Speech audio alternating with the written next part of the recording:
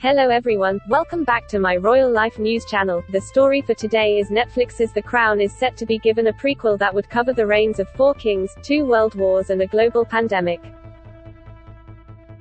The Daily Mail revealed today that Peter Morgan has been given the green light for a prequel to his current mega hit, which will release its 5th series in November. The new installment would reportedly start with the death of Queen Victoria in 1901 and end where the current first series began, the 1947 wedding of Princess Elizabeth and Prince Philip. The almost 50-year period gives Morgan plenty of material to draw upon. Like the current series, the prequel will no doubt tackle a mix of social, political and cultural events, as well as the inner workings of the royal family. There were 14 prime ministers, the sinking of the Titanic, and women winning the right to vote. There was also the abdication crisis that threatened to bring down the royal family, and the decision to adopt the name Windsor, which continues to be used by the Queen and her descendants. Here, Female reveals some of the topics that could be tackled. 1901, Death of Queen Victoria and Ascension of Edward VII. Just weeks into the dawning of the new century and Britain was a country in grief and the world in shock. The death of Queen Victoria in 1901 after 63 years on the throne, a reign longer than any other previous monarch in history, cast the darkest of shadows. The new series will reportedly start with Victoria's death at Osborne House and the ascension of her eldest son Edward VII. The creators are no strangers to staging funerals, with The Crown already addressing the deaths of Lord Mountbatten and Prince Philip's family in Germany. Queen Victoria was succeeded by her son, Edward VII, who was known as a playboy prince and fashionable man about town. Edward launched himself into his new role, but his first busy months on the throne were bedeviled by a succession of illnesses and injuries. His coronation had to be delayed because he needed urgent surgery on an abscess. Edward's main interests lay in foreign affairs, and military and naval matters. Fluent in French and German, he made a number of visits abroad, which could be covered in The Crown. He was related to nearly every continental sovereign and came to be known as the Uncle of Europe. The first revival of the ancient Olympics occurred in Athens in 1896. It was a chaotic affair, but the idea proved a success and it was followed by the Paris Olympics of 1900 and the St. Louis Games of 1904. The 1908 Olympics were heading for Rome until Mount Vesuvius erupted in 1906 and the Italians suddenly had other priorities. With just 2 years' notice, London came to the rescue. Within 12 months, the world's first purpose-built Olympic stadium was erected at Shepherd's Bush, West London. This shiny new complex became known as White City. However, the 1908 Games were far from perfect. Women were a small minority and there were many nations not represented. Olympic categories included hilarious sports such as motorboating, polo and the tug-of-war. Overseen by the king, the competitors included a duke, a duchess and various teams of policemen. No doubt this is the sort of spectacle Morgan won't be able to resist showing on screen. 1910, Death of Edward VII and Ascension of George V. In the last year of Edward VII's life he was involved in the constitutional crisis brought about by the refusal of the Conservative majority in the Lords to pass the Liberal budget of 1909. Edward died before the situation could be resolved by the Liberal victory in the election in 1910. He died on May 6, 1910 aged 68. He lay in state at Westminster Hall, where 250,000 people filed past his body.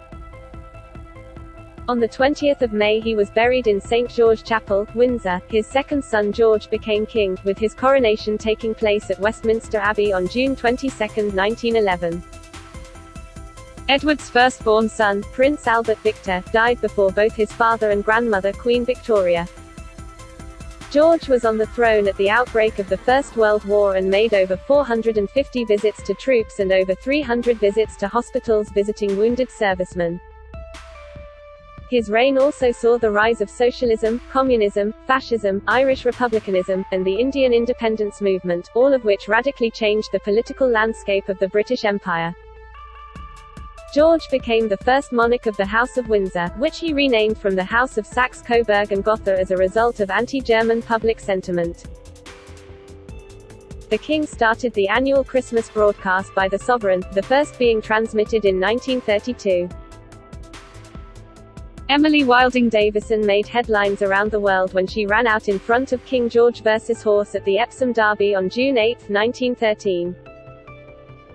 The suffragette, who died 4 days later, has been remembered ever since as the campaigner who lost her life while trying to secure the vote for women. There has been debate over whether Davison intended to kill herself by throwing herself in front of the king's horse. Davison was part of the militant organization the Women's Social and Political Union (WSPU), which was led by Emmeline Pankhurst. Many have argued that the group's persistent high-profile campaigning, which included the use of civil disobedience, direct action and even the planting of bombs, did much to persuade politicians to give some women the vote in 1918. Davison was arrested and force-fed dozens of times, admitted setting fire to postboxes, and hid within the Palace of Westminster several times, perhaps most famously in a cupboard on the night of the 1911 census in an attempt to boycott it. The mix of politics, royalty and a defining and shocking moment in history would no doubt appeal to the Crown's creator and could very well feature in the show. A little over 100 years ago, the Spanish flu pandemic wreaked havoc across the world, killing at least 50 million people. In the UK, many schools were closed, buses and trains were cancelled and people were advised to self-isolate if they caught influenza. The first wave hit Britain in May 1918, with the first recorded case in Glasgow. Within weeks, the virus had spread southwards before appearing to peter out in the summer. By July 1918, it was reported how some coal mines in Newcastle had as many as 70% of their workers off sick. This brought production, during a time of great need, practically to a standstill. Spanish flu then returned, in October 1918 and spread alarmingly fast, and in an eerie echo of how Mr. Johnson came close to death after catching coronavirus, the Prime Minister in 1918 David Lloyd George, became seriously unwell with influenza. Given the way it echoes the current COVID-19 pandemic, it is likely the Spanish flu would feature in a prequel. 1922 – Creation of the Irish Free State and the Irish Civil War. The Irish Civil War was a conflict that followed the Irish War of Independence and came alongside the establishment of the Irish Free State, an entity independent from the United Kingdom but within the British Empire. The Civil War, fought from June 28, 1922 to May 24, 1923, was waged between two opposing groups, Irish Republicans and Irish Nationalists, over the Anglo-Irish Treaty. The forces of the Provisional Government, which became the Free State in December 1922, supported the treaty, while the Republican opposition saw it as a betrayal of the Irish Republic, which had been proclaimed during the Easter Rising. Many of those who fought on both sides in the conflict had been members of the Irish Republican Army (IRA) during the War of Independence. The Civil War was won by the Free State forces, who benefited from substantial quantities of weapons provided by the British government. Exact casualties numbers have been hard to determine in the aftermath of the war, but it is estimated around 800 pro-treaty fighters backed by the UK fighters are thought to have been killed, while up to 3,000 anti-treaty fighters are said to have died. Although the conflict lasted less than a year, from June 28, 1922 to May 24, 1923, it is thought up to 12,000 were taken as prisoners of war by the British-backed forces. The Anglo-Irish Treaty was agreed to end the 1919–1921 Irish War of Independence between the Irish Republic and the United Kingdom of Great Britain and Ireland. The treaty provided for a self-governing Irish state, having its own army and police, and also allowed Northern Ireland's counties of Fermanagh, Antrim, Tyrone, Derry, Armagh and Down, where the majority population was of the Protestant religion, to opt out of the new state and return to the United Kingdom, which it did immediately. However, rather than creating the independent republic favoured by most nationalists, the Irish Free State would be an autonomous dominion of the British Empire with the British monarch as head of state, similar to Canada and Australia. In 1937, a new constitution was adopted, in which the state was named Ireland and effectively became a republic, with an elected non-executive president. 1936, the Ascension of Edward VIII and the Abdication crisis in 1930, the then Prince of Wales met and fell in love with a married American woman, Mrs. Wallis Simpson. They were together when George V died on 20 January 1936 and Edward succeeded to the throne as Edward VIII. Concern about Edward's private life grew in the cabinet, opposition parties and the Dominions, when Mrs. Simpson obtained a divorce and it was clear that Edward was determined to marry her.